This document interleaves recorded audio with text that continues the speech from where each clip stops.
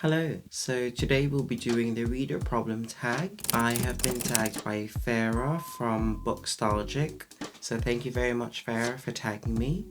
Let's get started. So question number 1 is you have 20,000 books on your TBR.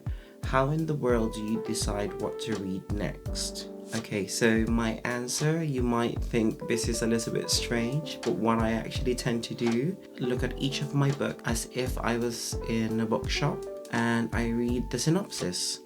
And whichever book catches my attention, that's the book that I read. So I'm very much a mood reader. So question number 2.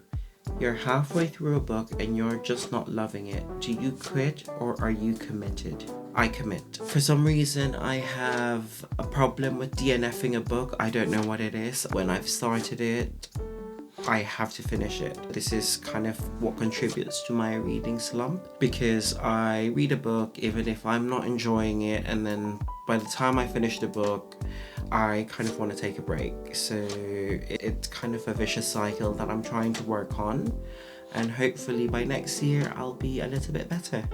So question number 3 is, the end of the year is coming and you're so close but so far away on your Goodreads reading challenge. Do you try to catch up, and how? I do try to catch up with my reading challenges.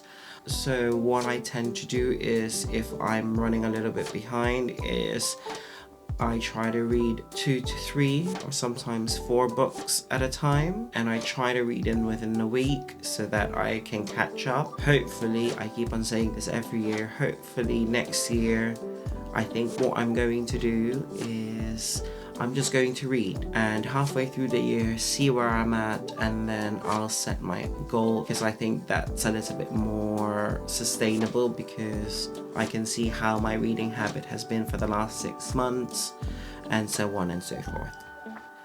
So question number 4, the cover of a series you love do not match. How do you cope? I typically don't mind if they don't match. I know that book covers create a good aesthetic in your bookshelf, but honestly, for me, the story matters more than what the cover is. I'd rather have ugly cover and an amazing story rather than an amazing cover and a meh book. So I really don't mind. Question number 5. Everyone and their mother loves a book you really don't like. Who do you bond over shared feelings? I actually don't have many friends. I think I have one friend who also reads, so I don't actually have someone to talk to about this. It's you. I probably will rant it to you, but in all honesty, I just let them be. If I didn't like the book, I generally don't rain on people's parade. You can't really please everybody. So question number 6 is, you're reading a book and you're about to start crying in public. How do you feel? I just cry. I don't think I really think about it. I think most of the time we overthink. People are too self-absorbed about themselves to actually pay attention on what's going on around them. When this happened, I was reading House of Earth and Blood, and there was a scene there I didn't see coming. It was a curveball and it took me by surprise. I must have been at the airport at this time, waiting for a gate, and it hit, and all of a sudden I just couldn't help my emotions, so I just cried. I literally sat in the middle of a boarding gate crying for about 5 minutes, and no one really cared. See, I told you, everyone is a little bit self-absorbed to actually notice what's going on around them, so just cry.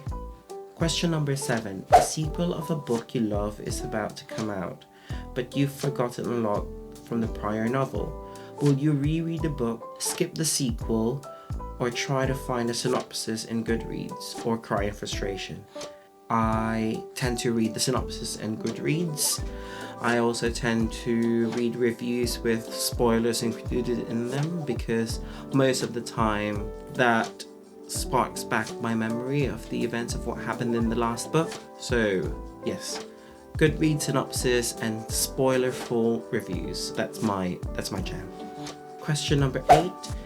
You do not want anyone borrowing your books. How do you politely tell people nope when they ask? As I've mentioned earlier, I don't really have any friends who read apart from one, and this one friend knows my quirks, so no one really borrows a book from me. Question 9. You've picked up and put down 5 books in the last month. How do you get over your reading slump? I tend to watch a lot of reviews on YouTube regarding books that I want to read, so I watch a lot of reviews on BookTubers that I follow as well. I read a lot of goodreads reviews.